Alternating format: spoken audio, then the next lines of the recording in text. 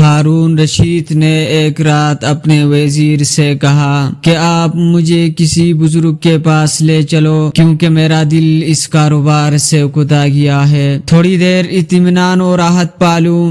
وزیر ہارون رشید کو سفیان عیینہ کے مکان پر لے گئے اور دروازہ کھٹکھٹایا۔ سفیان نے کہا کون ہے؟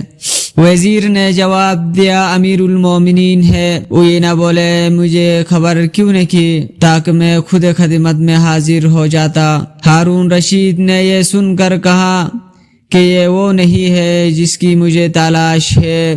وزیر نے کہا تو پھر جیسا مرد کامل آپ چاہتے ہیں وہ فضیل ایاز ہے۔ بادشاہ نے کہا تو چلو ان کے مکان پر لے چلو۔ چنانچہ وہ حضرت فضیل کے مکان پر پہنچے تو اس وقت حضرت فضیل قرآن کی تلاوت کر رہے تھے اور یہ آیات پڑھ رہے تھے، ام حسب الذین اجترحوا السیئات ان نجعلہم کالذین آمنوا، یعنی جن لوگوں نے برے کام کیے ہیں کیا وہ گمان کرتے ہیں کہ ہم ان کو ان لوگوں کے ساتھ برابر کر دیں گے جنہوں نے نیک کام کیے۔ ہارون رشید نے یہ آیات سن کر کہا اگر کوئی نصیحت طلب کروں تو یہی آیت کافی ہے۔ پھر دروازہ کھٹکھٹایا۔ حضرت فضیل نے کہا کون ہے؟ وزیر نے جواب دیا امیر المومنین ہے۔ آپ نے فرمایا امیر المومنین کا مجھ سے کیا کام اور مجھے اس سے کیا کام، مجھے مشغول نہ کیجیے۔ وزیر نے کہا کہ حاکموں کی اطاعت ضروری ہے۔ فرمایا مجھے پریشان نہ کرو۔ وزیر نے کہا ہمیں اندر آنے کی اجازت دیجیے ورنہ ہم زبردستی اندر آ جائیں گے۔ آپ نے فرمایا میری اجازت نہیں ہے، اگر زبردستی آتے ہو تو مختار ہو۔ ہارون رشید کے دل پر ان باتوں کا بڑا اثر ہوا اور وزیر کے ساتھ اندر داخل ہوا۔ حضرت فضیل نے چراغ گل کر دیا تاکہ ہارون رشید کا چہرہ نظر نہ آئے۔ اسی اثنا میں ہارون رشید کا ہاتھ حضرت فضیل کے ہاتھ پر پڑ گیا۔ حضرت فضیل نے فرمایا یہ ہاتھ کیسے نرم ہے، اگر دوزخ کی آگ سے بچ جائے، اور یہ کر نماز کی نیت باندھ لی۔ ہارون رشید رونے لگے اور عرض کی آخر کوئی بات تو ہم سے کیجیے۔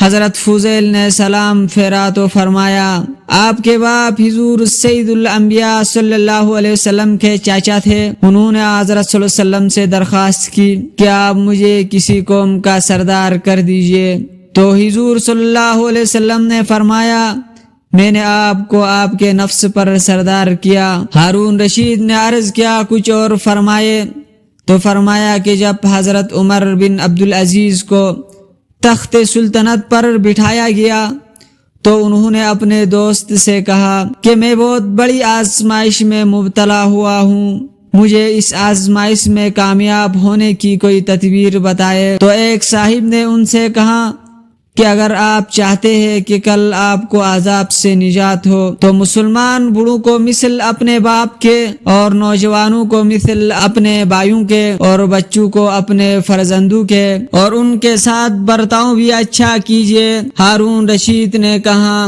کچھ اور فرمایا یہ کہ لوگوں پر مہربانی کرو اور بھائیوں کے ساتھ احسان کرو اور اولاد کے ساتھ نیکی کرو۔ پھر فرمایا اے ہارون رشید میں تیرے خوبصورت چہرے سے ڈرتا ہوں کہ ایسا نہ ہو کہ دوزخ کی آگ اس کو جلاتے، اس لیے کہ کم من امیر ہونا کا اسیر، کہ کتنے امیر ہیں جو وہاں قیامت کے روز اسیر ہوں گے۔ ہارون رشید یہ باتیں سن کر رونے لگا اور خوب رویا اور پھر کہا کہ مجھے اور فرمائے۔ حضرت فضیل نے فرمایا کہ خدا کے سامنے جواب دینے سے ہوشیار رہ اور تیار رہ کہ قیامت کے روز خدا تعالیٰ تجھ سے ایک ایک مسلمان کے بارے میں باز پرس کرے گا اور ہر ایک کا انصاف طلب کرے گا۔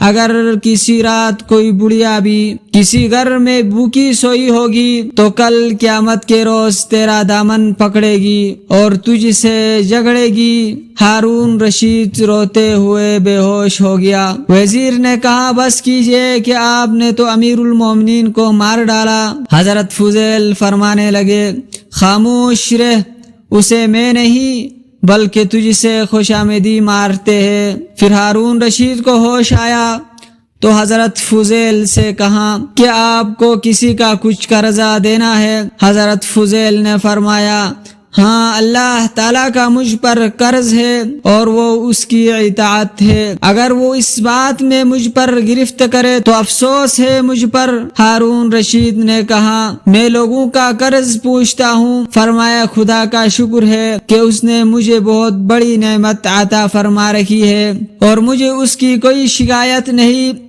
پھر ہارون رشید نے 1000 دینار کی تھیلی ان کے سامنے رکھ دی اور کہا کہ یہ مال حلال ہے اور مجھے ماں کی وراثت سے ملا ہے۔ حضرت فضیل نے فرمایا کہ میری ساری نصیحتیں بیکار ہو گئے، میں تجھے نجات اور بے تعلقی کی طرف بلاتا ہوں اور تم مجھے ہلاکت میں ڈالنا چاہتے ہو۔ میں کہتا ہوں کہ جو کچھ تمہارے پاس ہے حقداروں کو دے دو، تم جسے نہ دینا چاہے اسے دیتے ہو۔ یہ فرما کر ہارون رشید کے پاس سے اٹھ کھڑے ہوئے اور دروازہ بند کر لیا۔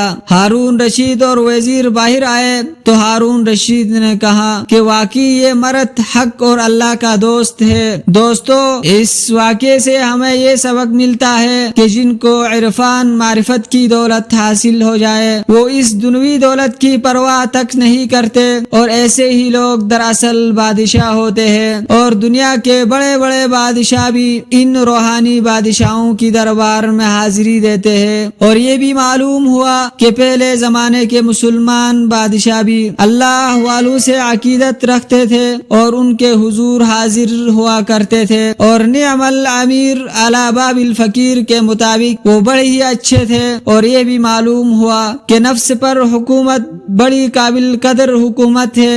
یہ بھی معلوم ہوا کہ جس قدر بڑا عہدہ حاصل ہو آدمی اس قدر زیادہ آزمائش میں پڑ جاتا ہے۔ اور یہ بھی معلوم ہوا کہ اللہ والوں کی نظر میں دنیا اور اس کی فانی شان و شوکت کی کچھ بھی وقعت حاصل نہیں۔